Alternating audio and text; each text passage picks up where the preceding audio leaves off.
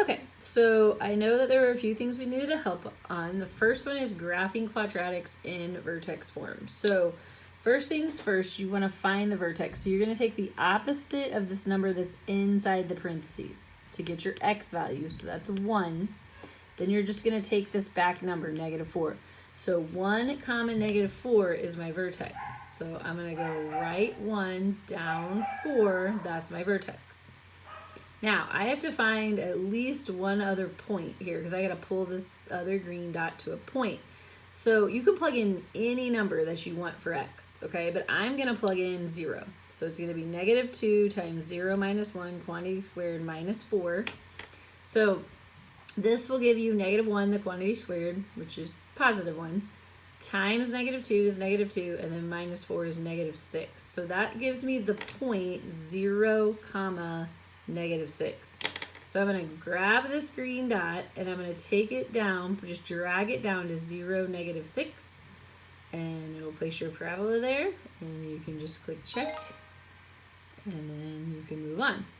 Okay, so one more.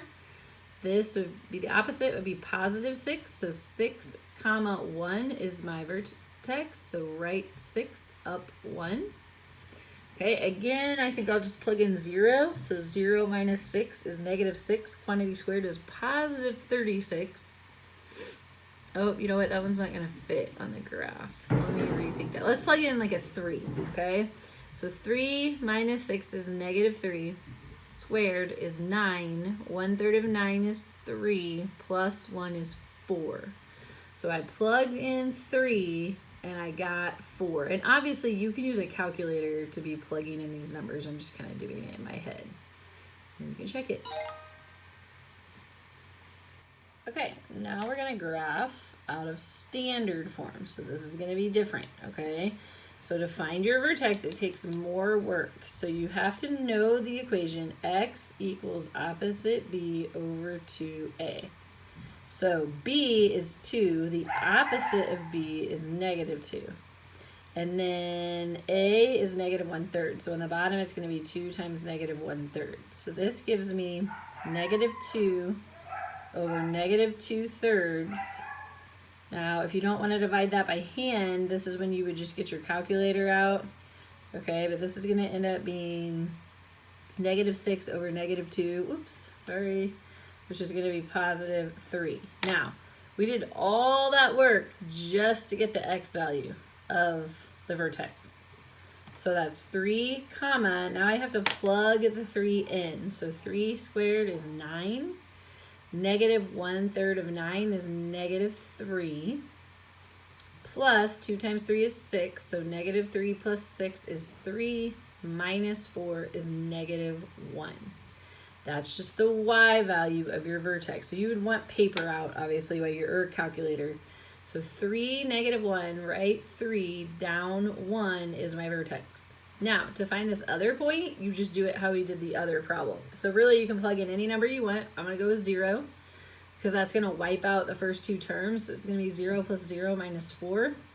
So my second point is going to be 0, -4. Sometimes you got to readjust your screen. 0, -4. And check. Okay. Oops, I guess I had done a couple of those. So that's how you do graphing out of standard form. Okay, this is shifting. So it says the parabola y equals x squared is shifted up 7 and to the left 1. What is the new equation? So the up 7 is going to be in the back. That's going to be a +7. If you want it to go left 1, that means you need a -1 to come out of these parentheses. So you actually have to put this in here as +1. So that way when you pull it out, it's going to become a negative. And then you have to square it because that's quadratic, right? And then shift it up 7 is a +7. And then you can check. Okay, let's try one more of these. So, okay, so here's the original f of x. Here's g of x. So we can think g is translated version of f.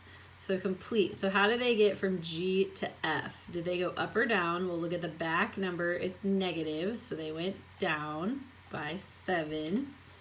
And then do they go right or left? Well, because it's negative, you have to take the opposite. So it's going to go right by 2.